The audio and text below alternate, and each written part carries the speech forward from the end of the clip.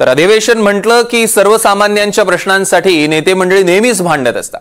पण गोपीचंद पडळकर आणि जितेंद्र आव्हाड यांनी वैयक्तिक भांडणातनं विधान भवनात राडा घातलेला आहे। गोपीचंद पडळकरांच्या गाडीचा दरवाजा लागला असा आरोप आव्हाडांनी केला। मात्र या दोघांमधलं भांडण हे काय आत्ताचं नाहीये। हा वाद नेमका कधी सुरू झाला, दोन नेत्यांमधला राडा शिवीगाळ करण्यापर्यंत नेमका का पोहोचला, बघूया या संदर्भातला आमचा एक खास रिपोर्ट।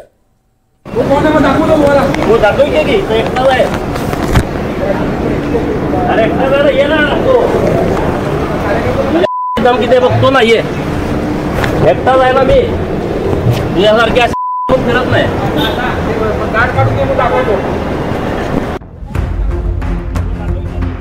विधान भवनाच्या गेटवरच आमदार गोपीचंद पडळकर आणि जितेंद्र आव्हाड यांच्यात हा राडा झाला।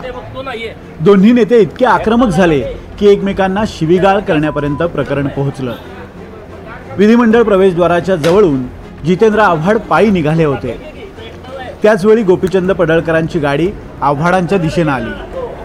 पडळकर यांच्या गाडीचा दरवाजा आव्हाडांच्या पायाला लागला।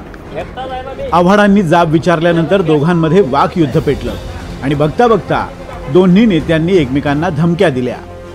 आणि आतमधनं असं म्हणजे मर्डर वगैरे करायला उतरतात तशी पोरं उतरायचं हे झालं आणि असा दरवाजा पटकन उघडला गेला। मी बेसावध होतो पण सावध झालो आणि तो दरवाजा धनंजय देशमुखला लागला। मी बघितलं तर आतमधनं कोणीतरी उतरत होतं, मला काय त्यांचं नाव घ्यायचं नाही। आणि त्यांनी मग अर्वाच्य भाषेत काय बघतो रे अमुक तमुक बोलायला सुरुवात केली। पूर्वीच मी काय राहिलेलो नाही, मी काय लक्ष दिलं नाही आणि मी पुढे निघून गेलो। काय झालं त्यालाच विचारा की व्यवस्थित, मी आता काय सांगणार। त्यांचं म्हणणं आहे की तुमच्या गाडीचा धक्का त्यांना आणि धनंजय देशमुख यांना लागला आणि त्याचमुळे हा संपूर्ण वाद पेटला। तुम्ही तिथे शिवीगाळ केली, हे व्हिडिओमध्ये दिसून येत आहे। शिव्या दिल्या? हा, नेमकं प्रकरण काय?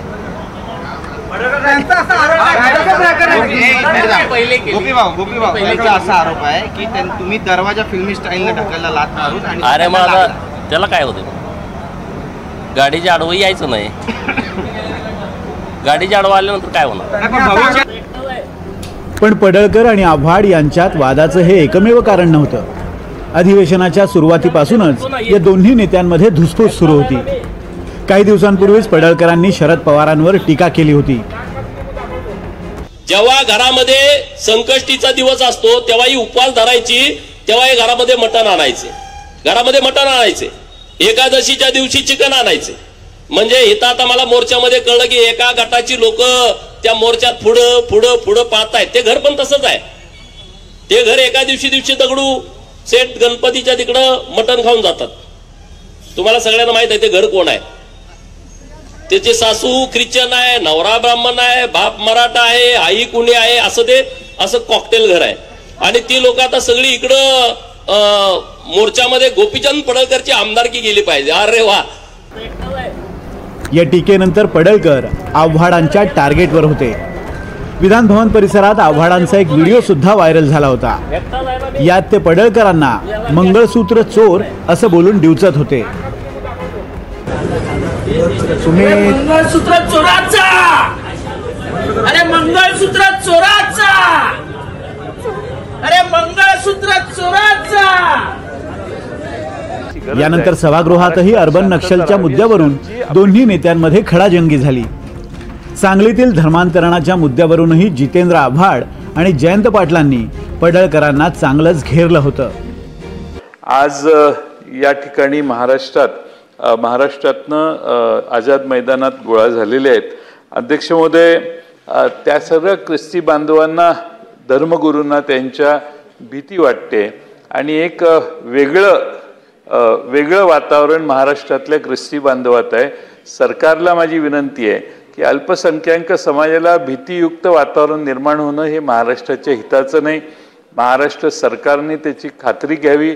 त्या ठिकाणी झालेली घटना आहे, त्याचं पोलीस इन्व्हेस्टिगेशन करतील, काय होईल ते होईल। त्याबद्दल कुणाचे जाणीवपूर्वक आणि प्रेशराईज करून सक्तीनं कोणी धर्मांतर करत असेल तर त्याला आमचाही विरोध आहे। पण अध्यक्ष महोदय, मी त्यांच्या निदर्शनास आणू इच्छितो की जे काही शब्दप्रयोग झाले, की जे काही नाही भीती कशामुळे पसरली, भीती कशामुळे पसरली?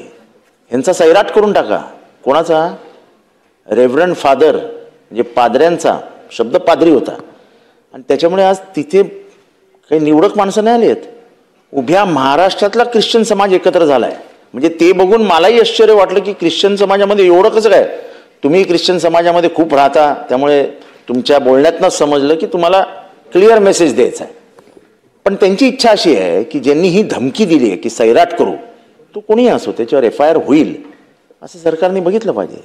आणि दुसरी एक गोष्ट आहे की तिथे साहेब डोंबाऱ्यांची पोरं बसलेली आहेत. शरद पवारांवर तारतम्य सोडून केलेल्या टीकेचं प्रकरण आता थेट राड्यापर्यंत येऊन पोहोचलंय. विधानभवनात जनतेच्या प्रश्नांसाठी लढणारे नेते आता थेट वैयक्तिक मुद्द्यांवरून हाणामारीसाठी उद्युक्त झाले. मात्र आता हे प्रकरण नेमकं कोणत्या वळणावर जाणार हे पाहणं महत्त्वाचं असेल. Bureau report, NDTV Marathi, Mumbai.